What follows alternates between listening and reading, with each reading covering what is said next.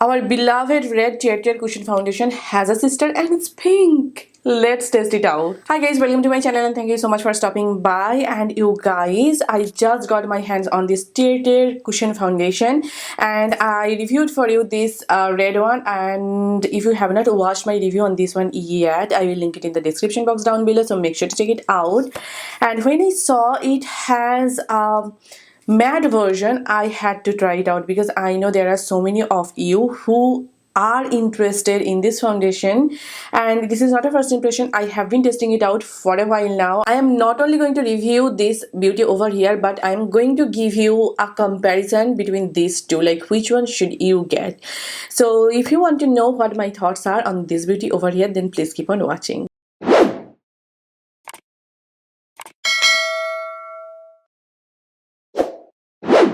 Talking about the packaging, this comes in a matching cardboard box, and when you open it up, here is your actual packaging. Like, the packaging always gets me. It's super cute and beautiful and travel friendly, and when you open it up, here is your cushion.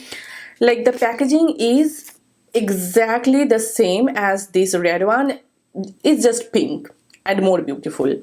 And yeah, let's just talk about the price and everything. So it retails for $25 and it's currently on sale on Amazon's website. This comes in a total of 20 shades.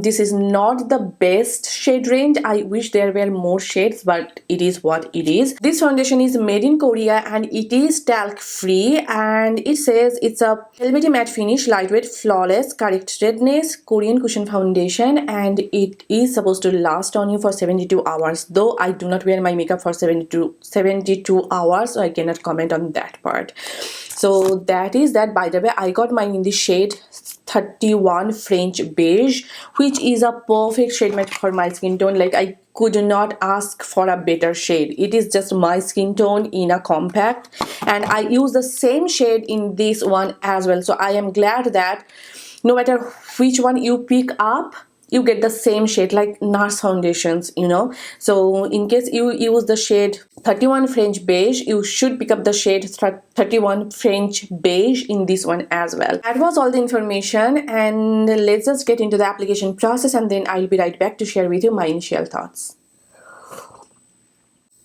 Needed that because it is super cold today.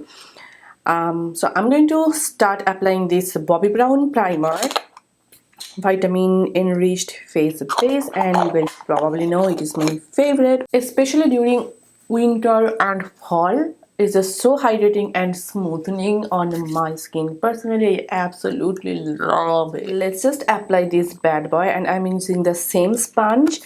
I feel like it applies really nicely with the sponge. If you want to use your brush, you can do that as well. And like, first of all, look at the shade match.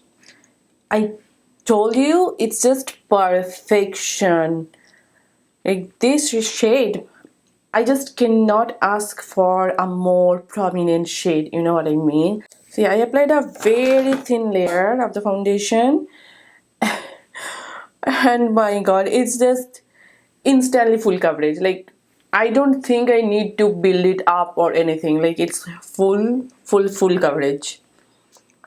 And it's very thin. I just dipped my sponge once maybe, and I was able to cover half of my face almost. I just need a tiny little bit to cover up my forehead area. Here is half of my face with the foundation, and here is the other half without the foundation. Just take a look. My god, it's a very thin layer, and this is probably one of the most lightweight foundations that I personally own. Like, I do not even feel that I'm wearing any kind of makeup. It's that lightweight and it's instantly full coverage. Like, my imperfections are all gone and it's still looking pretty thin. Right now it's a soft matte finish, and this is how it's looking before, after. Okay, I completely forgot to turn my camera on. So yeah, I'm applying the foundation on this side using a brush. And as you guys can see, with brush as well, it's blending out really nicely. And with brush I got kind of medium-ish coverage. It's not as full coverage as with the sponge. Yeah, you can use your own brush or sponge as well, but I personally prefer to apply the foundation with this puppy over here, because I just feel like with the sponge or this applicator I get more coverage and it looks more seamless. So yeah, I'm just applying it on my forehead as well.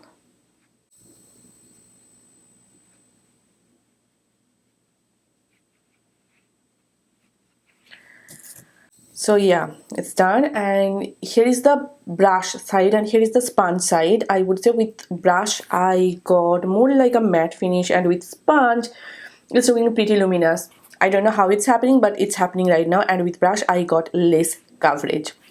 Personally I like the sponge side better. So yeah, I'm going to build it up just a tiny little bit because I want more coverage on this area because I have some acne spots over here. So I'm just building it up. Memory card was full, so I had to stop recording and unload some of the clips. Anyway, it's been 10 minutes since I applied the foundation and it has settled down to be a pretty matte finish. It's not as satin as it was looking at first. It's pretty matte and I'm not mad about it. So yeah, I'm going to go ahead and do the rest of my makeup and then I will check back with you to share with you my initial I'm back and it's been over 2 hours since I applied the foundation because I was filming some other tutorials like a concealer recommendation, a powder recommendation, lip tutorial, cheek tutorial, bronzer, blush and everything, and it took me some time. And this is how the foundation is looking so far. If I check it on the mirror, it's looking pretty matte. Whereas with the red one I get kind of a demi matte finish, but it's looking super duper matte right now. And here is how everything is looking. It's very full coverage, very lightweight. It's not looking heavy and it's not like clinging onto my dry patches, though it's matte, but it's not clinging onto my dry patches. Initial thought, I'm really liking the way it's sitting on my skin. It's not like sitting on top, it's like my second skin finish, matte. And I have dry skin, you guys probably know. So yeah, this is how everything is looking. And I did set it using my Sephora collection baked setting powder as well as my MAC Prep Plus Prime Fix Plus setting spray. And yeah, this is how everything is looking so far. I did not use any like super duper matte or mattifying setting powder or setting spray because I have dry skin.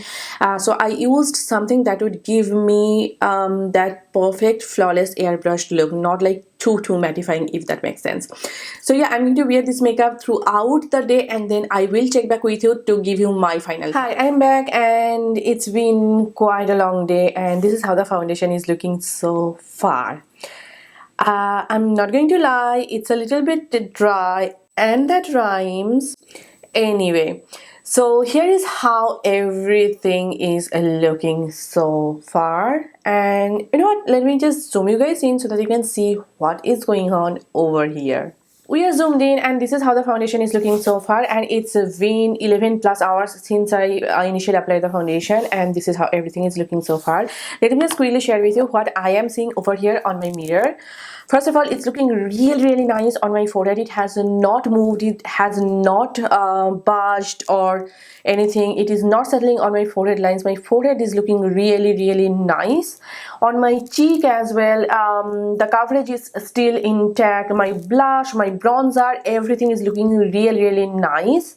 Like both of my cheeks are looking really nice, and you see that glow is from my bronzer as well as from my highlighter. There is no shine whatsoever. Like it's looking really matte. Pretty transfer proof foundation. And one more thing I wanna point out is that whenever I review a foundation, I always mention that whenever I wear glasses, like I wear regular reading glasses as well as my sunglasses, it kind of removes foundation from the sides of my nose. But with this foundation, of course it has removed some of it, but the transfer is minimum. I hope you can see, like you can go ahead and watch the other review videos, foundation review videos that I do. If I compare this transfer to all those videos, the transfer is very minimum. See, it's not looking as bad. So those were all the positive things that I wanted to say. Now let's just quickly talk about some cons that I'm seeing over here. First of all, do you see here? I have a dry patch here on the sides of my mouth, right here. And it's clinging onto those dry patches.